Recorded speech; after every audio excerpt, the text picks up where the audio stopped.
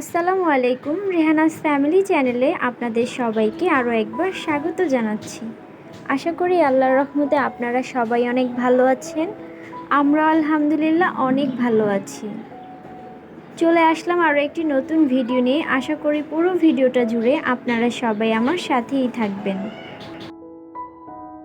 অনেক দিন পর আপনাদের সাথে একটা ভিডিও শেয়ার করছি, তো আপনারা কিন্তু কমেন্ট বক্সে জানাতে ভুলবেন না আপনারা সবাই কেমন আছেন, আপনাদের সবার অবস্থা কেমন কেটেছে এই কয়েকদিন।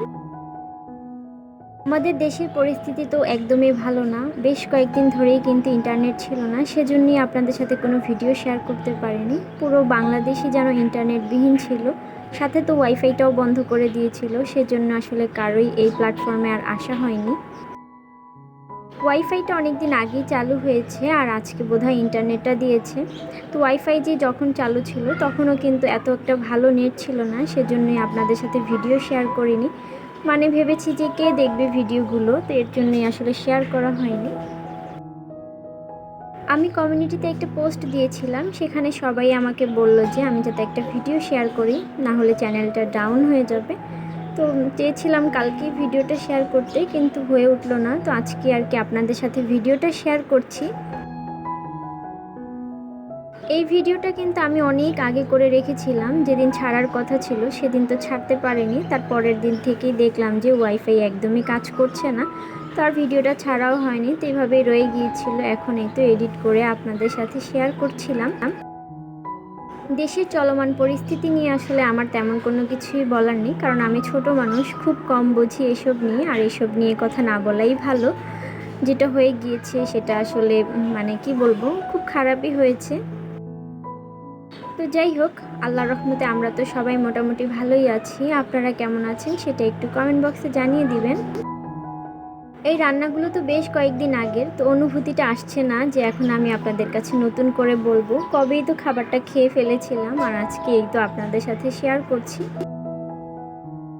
এখানে আমি বরবটি দিয়ে মাছ রান্না করছিলাম, তো এই পাশের চুলাতে আবার বরবটি ভাজি করে নিচ্ছিলাম, যেহেতু বাসায় আর কি মাছের তরকারিটাও রাখতে হয়, তারপরে মাছ ছাড়া সবজিও রাখতে হয়, সেজন্যই।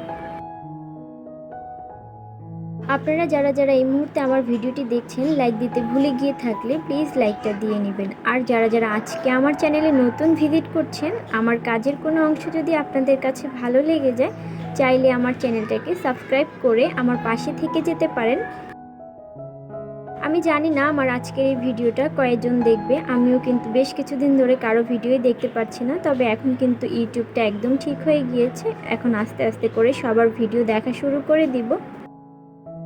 কেউ কিন্তু আবার মন খারাপ করবেন না যে আমি আপনাদের কয়েকটা ভিডিও দেখতে পারিনি। আসলে ইন্টারনেটের অবস্থা একেবারেই খারাপ, সেজন্যই আসলে ভিডিও দেখা হয়নি।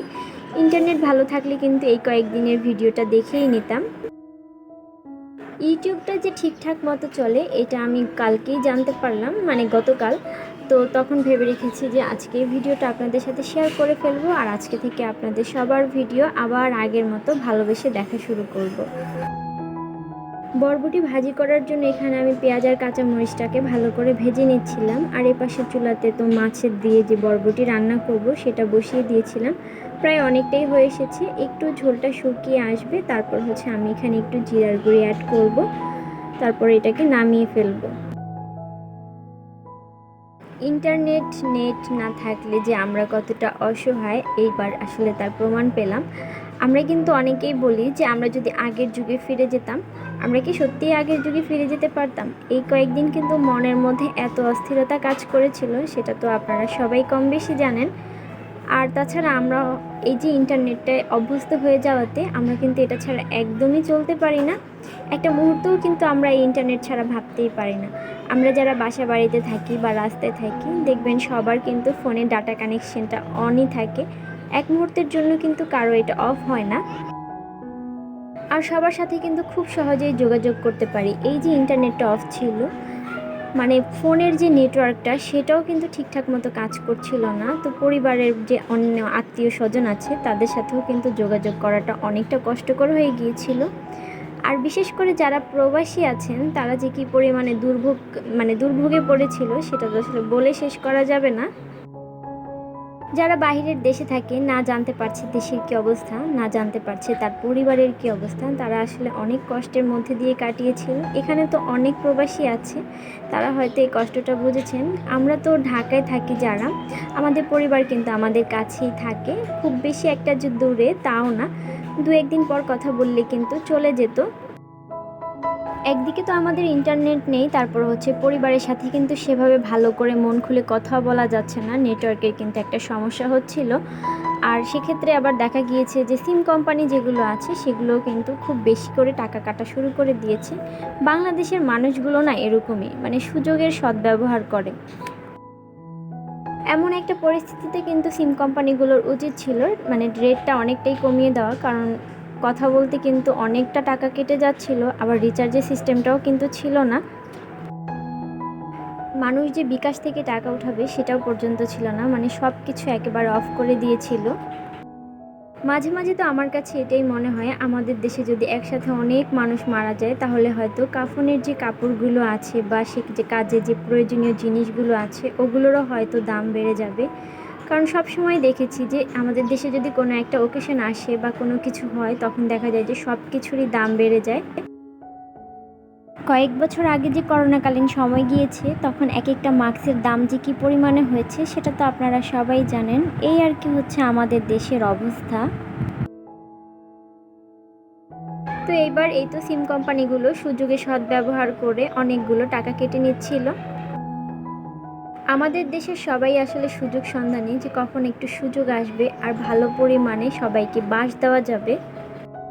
এই কথাটাকে সবাই আবার খারাপভাবে নেবেন না, আমি একটু ভালো করেই বলেছি, আসলে এর চেয়ে ভালো করে বলার মতো আমি ভাষাই খুঁজে পাচ্ছিলাম না। দিনের বেলা তো রান্না করেছিলাম, তারপর হচ্ছে রাতের বেলা ভাত বসিয়ে থালাবাটি যখন ধুচ্ছিলাম তখন ভাবলাম যে আজকে চুলাটা যেহেতু পরিষ্কার করা হয়নি তাহলে চুলাটা এখন রাতের বেলায় পরিষ্কার করে ফেলি। রান্নার সময় কিন্তু চুলাটা এত বেশি নোংরা হয়, রান্না করতে করতেও দেখা যায় যে অনেক সময় পরিষ্কার করতেই থাকি, তারপরেও কিন্তু তেল তেল ভাব যে আছে সেটা বেশি একদম চারপাশে ছড়িয়ে ছিটিয়ে পড়ে। তো ওগুলোকেই আর কি ভালো করে পরিষ্কার করে নিচ্ছিলাম এখন রাতের বেলা। দিনে তো একবার একটু পরিষ্কার করেছিলাম, আর এই তো রাতের বেলা ভালো করে পরিষ্কার করে নিচ্ছিলাম। রাতে তো দিনে যে তরকারিগুলো ছিল সেগুলো গরম করে নিয়েছিলাম, আর এখন এই তো একটু ভাত বসিয়ে দিয়েছিলাম। রান্না করার সময় দেখা যায় যে এই জায়গাটাই বেশি নোংরা হয়, কারণ এখানে অনেকটা পরিমাণ তেল ছিটে আসে, তো এর জন্য এই জায়গাটা খুব বেশি একটা নোংরা হয়ে যায়। তো এখন পরিষ্কার করে নিচ্ছিলাম। তো আজকে এ পর্যন্তই, আপনারা সবাই ভালো থাকবেন, পরবর্তী একটা ভিডিওতে দেখা হচ্ছে। আল্লাহ হাফেজ।